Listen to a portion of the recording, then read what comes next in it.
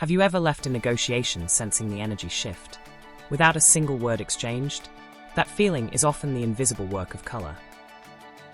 Color is the silent negotiator, reaching the brain faster than words and shaping trust or tension before arguments are made. Before logic prevails, primal judgments are already underway. Do I trust this person? Do they have authority? Will I follow or resist? Red is the color of power and urgency. A strategic touch commands respect and signals self-assurance. I know my worth here. But too much red tips toward aggression, undermining connection. Deep burgundy, or a single bold accent signals strength without intimidation. Blue is negotiation's quiet champion. It radiates trust, reliability, and composure, unlocking collaboration and lowering defenses. Banks, law firms, and leaders favor blue for good reason.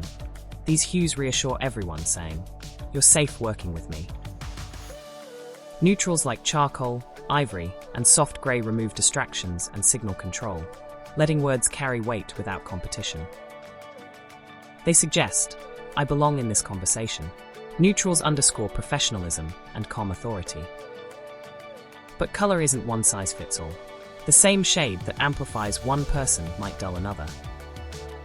When your colors match your undertones, you project energy, presence, and credibility, instantly fortifying your influence.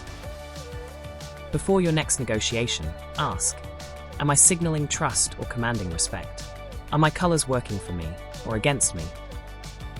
When you align color with intent, you shape the subconscious response in your favor. Ready to unlock your strongest negotiating presence? Consider a personal color analysis tailored to your goals. In negotiation, even silence speaks, and nothing you wear is neutral.